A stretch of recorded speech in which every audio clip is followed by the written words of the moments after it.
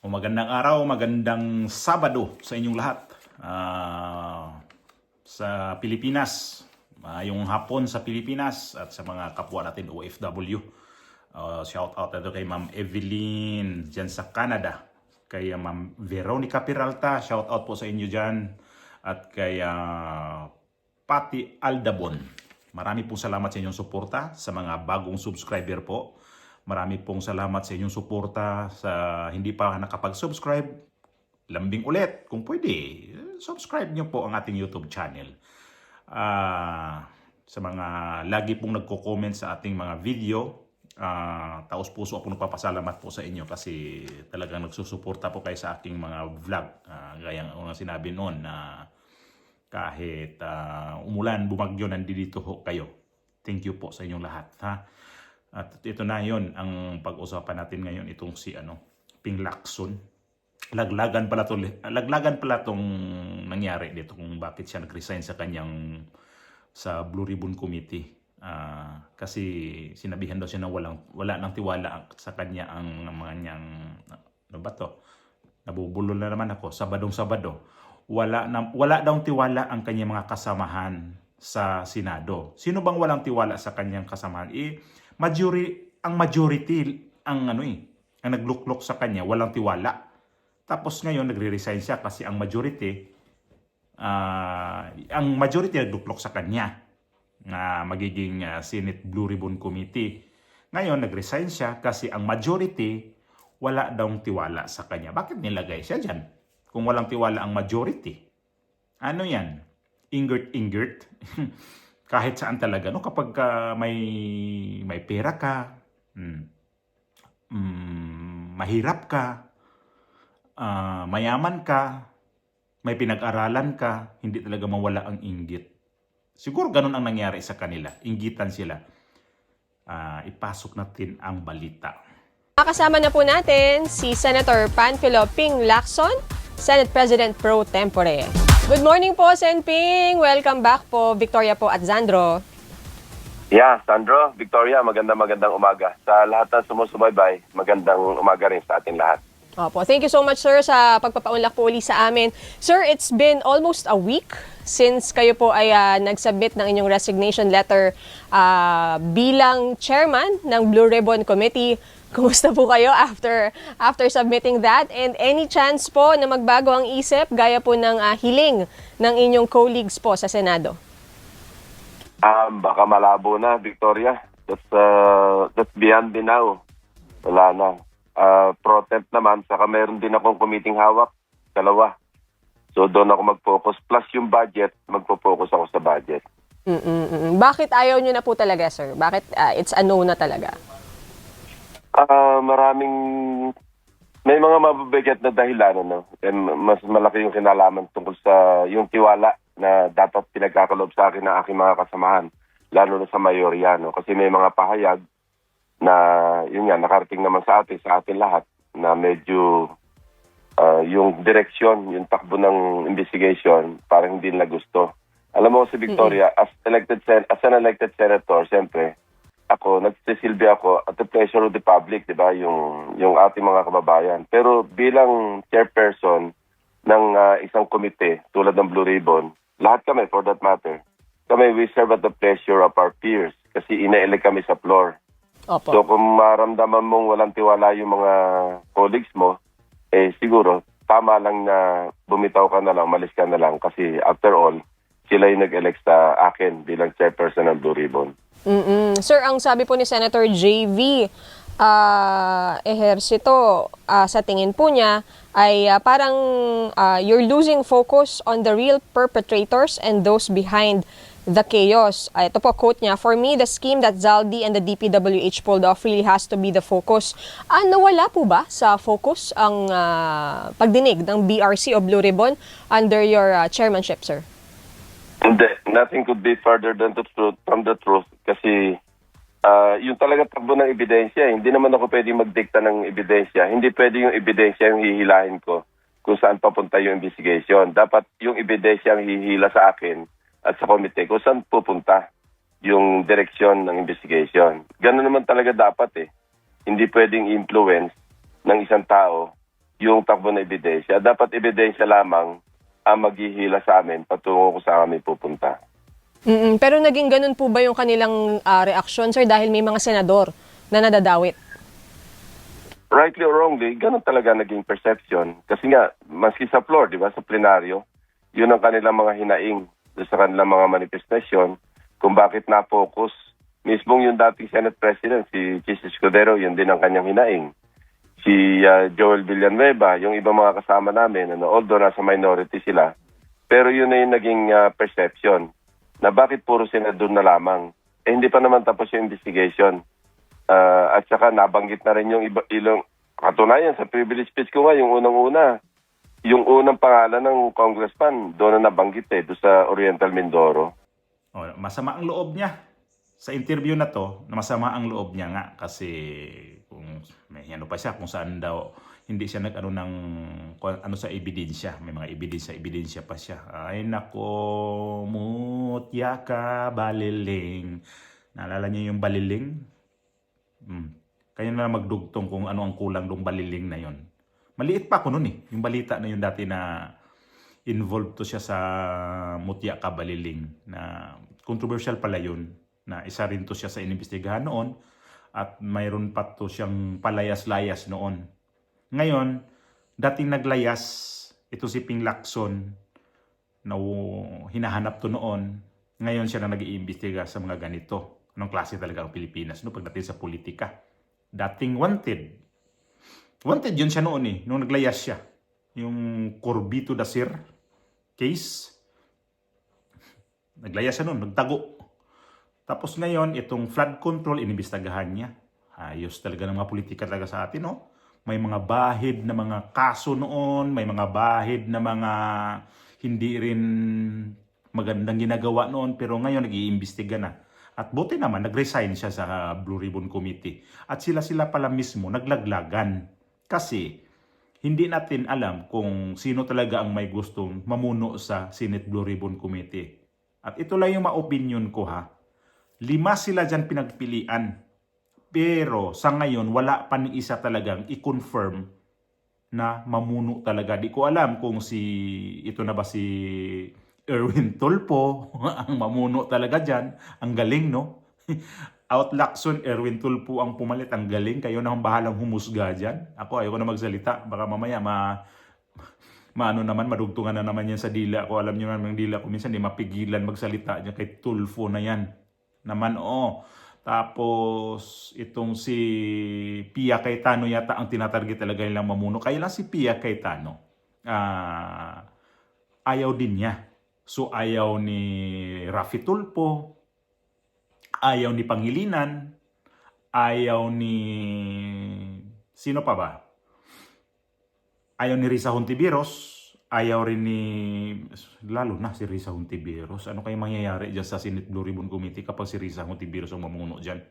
Ayaw naman talaga At tinitingnan naman sa kanilang kapasidad talaga kung pupwede sila dyan mamuno sa Blue Ribbon Committee.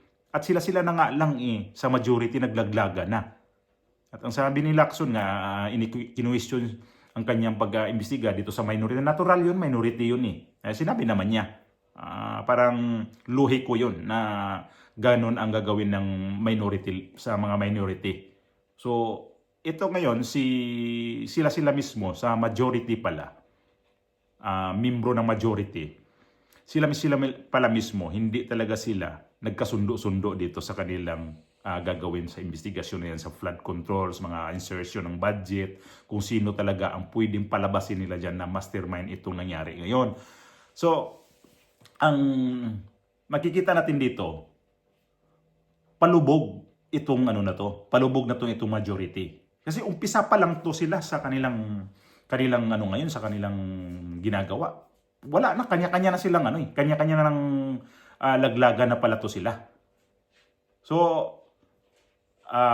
ito, pagbabalik tong maghihiring to ulit, mag-imbestiga to ulit sa Blue Ribbon Committee, hindi pa natin talaga alam kung si Erwin Tulfo ang tutuloy nito. Bali mag-caretaker, pansamantala daw ito, sabi ni Tito Soto.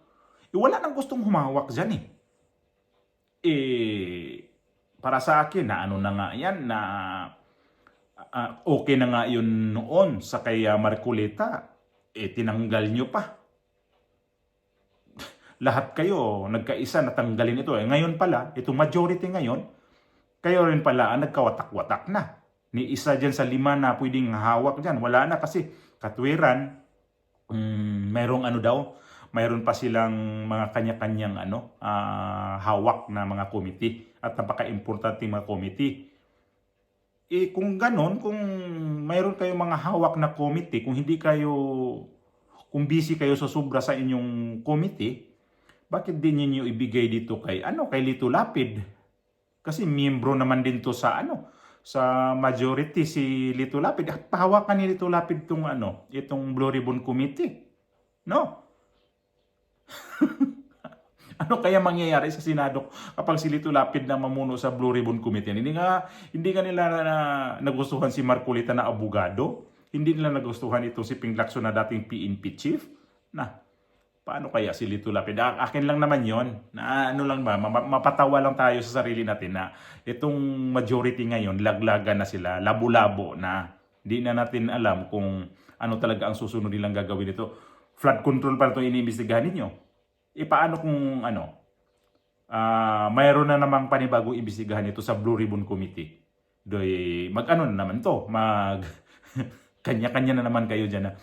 Hanggat ito yung kanya-kanya na naman kayo ng alibay.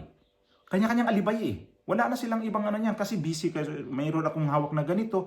Ang hindi lang naman siya nag-aalibay itong si Erwin Tulfo. Ambisyoso kasi ito si Erwin Tulfo. Tapos itong mga itong mga kasamahan niya, ambisyoso, wala rin sa lugar. Kapag ganito ang mamumuno pala sa bansa natin na ganito kalabo ang ay nako. So si Ping Lacson umamin na ang dahilan sa kanya pag-resign. Hindi dahilan dito kay Marcoleta. Hindi dahilan dito kay dito sa minority. Ang dahilan mismo sila sa majority. Sila pala mismo nagkalaglagan, sila mismo pala nagkasiraan. Sinisiraan ang bawat isa. So paano kayo magiging grupo kung ganun? Dahil ito lang aasahan namin na matapos ng investigasyon ngayon sa flood control kasi ang iba nga nito nagsawa na nga daw kasi sa kapapanood itong flood control na to. Ako, inaabangan ko kung paano talaga ito matapos kasi ang daming involved Hindi lang yung administrasyon ngayon na mga katauhan nito ang involved dito. Involved din ang dati pang mga administrasyon kasi nakaladkad din yung mga pangalan nila noon. Kaya inaabangan ko to kung sino ba talaga ang mastermind nito. Hindi naman pwede sa mga ganitong klaseng mga controversial ngayon sa malaking balita kung wala talaga itong mastermind. Although, mayroon na tayong mga nakikita dito na mastermind pero hindi yung pinaka-head kung sino talaga. Ang pinaka-ano ngayon, ang tinuturo nito itong ito si Saldico at saka si Martin Romualdez. Iyan mga yan, may mga amo yan Hindi naman yan pupwede na gagawa sila sa kanilang gawain dyan na mga pangulimbat ng pera kung wala rin silang sa kanila, nagtitimon. Mayroon yan mga amo. Hindi natin alam, yan ang alamin natin kung sino. Kinaladkad na itong presidente na, ngayon, si Bongbong Marcos. Sabi ko nga, baka nagkabukulan. Kaya siguro to nagkaganito. Paano kung si Bongbong Marcos, yung nakapaligid sa malapit kay Bongbong Marcos, yun ang nagmaniobra lahat. Nakita nyo naman, ang huli lang kong vlog, na pati pala mga military, kasabwat na rin dito sa mga katiwalian nito. Di ba? Yung in-interview ng 2x2, kasabwat ang mga military kasi sila ang nagpagawa ng mga ganyan, sila sa DPWH. Ngayon, mayroon pala silang nito, hindi lang pala flood control, pati rin pala sa kanilang mga barracks, mayroon din. So, hindi pa yan. Ang ahensya sa gobyerno na grabe ang laganap ang korupsyon. Itong DOH, mayroon din. May mga ghost din sila dyan. Halos lahat na. Ay, nako. Ang mga ghost ngayon. Ang dami ng wakwak. Ang dami ng ungo sa Bisaya pa. Sa amin kasi Bohol wakwak Sa mga ungo. So, Ping Lacson, wag mo nang idamay yung mga ibang senador. Kung sino yung umatake sa iyo, yun yung pangalanan mo. Huwag kang mag-ikot. Ito na naman, nag-ikot na naman siya sa mga media. Doon naman sa pa-interview na naman siya kung sino talaga yung sino talaga ang nag-ano sa kanya. Yun pala, sila lang mismo sa majority. Pinakiusapan siyang pabalikin, ayaw na talaga niya eh. Kahit naman siguro ako, nag-resign na ako dyan eh. Unlike nitong may nag-resign dyan, na isa sa mga ahinsya sa gobyerno na nag-resign na, pero nandyan pa din. Di ko maintindihan bakit nandyan pa yan. Ano ba yun siya? Pakipot? Ganun? Tapos, itong si itong Senate President natin ngayon, di ko alam din kung ano ang kanyang pananaw dito kasi ino-offer niya sa mga kapwa niya majority pero tinatanggihan nga eh. Well, ilan na ang tumatanggi niyan? Ang hindi tumatanggi nito, itong si si Erwin Tulfo. Interesado siya dyan sa Senate Blue Ribbon Committee. Yan pa naman yung bara-bara din mag-imbestiga. Iba yung abogado kasi. Kung tatanggapin to ni Pia Cayetano, palagay ko provisional lang din ito si Pia Cayetano. Kasi mukhang yung hawak din ni Pia Cayetano na committee, napaka-importante. So ayaw rin daw niya na magdubli-dubli. So kung talagang sabihin nila na dapat talaga abogado ang hawak dyan, ay mapilitan talaga si Pia Cayetano kaya i-compare ito kay Erwin Tulfo. Kaano na tayo sa ganyang klaseng pag-imbestiga si Erwin Tulfo ang magdadala sa investigasyon. Anong kasunod? Nako po. Tapos, ang gulo nyo pa dyan sa majority group ninyo. Tapos yun pala, mismo kayo, di maayos-ayos ang inyong problema dyan sa loob. Nagre-resign na nga yung si Ping Lacson, hindi kayo naayos. So ayusin lang siguro ninyo yung inyo para hindi naman yan para sa inyo, para sa ating lahat yan ang pag-imbestiga diyan sa Senate Blue Ribbon Committee. Tama naman yun eh. Na parang nalihis na konti yung nyo pag-imbestiga. Imbis na masundan na yun na si Martin Romualdez ng kasunod, ayaw nyo pa daluhin ito ni si Saldico. Nung bandang huli, sabi padaluhin na lang. Wala naman sa Pilipinas. Si Martin Romualdez, ganun din. Hindi, paano nyo na? Ituloy nyo at tingnan natin itong sunod linggo. Kasi nag-adjourn yata ang Senate ngayon eh. So tingnan natin kung matutuloy ba tong sino yung iimbitahan nila. Kasi itutuloy daw eh. Sabi ni itong si acting na Blue Ribbon Committee chairman itong si Tulfo na narinig ko sa interview yun eh. Na ituloy daw nila. Di lang alam kung anong pitsa talaga. Mayroon siya mga binabanggit na pitsa pero di ko sigurado kung anong pitsa yon. Pero bandang dulo na ng October. So matatagalan pa. Di ko sure talaga kung anong pitsa yon. Kasi balak nilang ituloy, balak pa lang yun. Kung at sino ang kanilang isasalang dito. Abang-abang na lang tayo dito na naman. Puro na lang tayo abang-abang dito. Wala nang mangyari sa pag-abang-abang natin. Yun pala, kaguluhan din ang aabangan natin.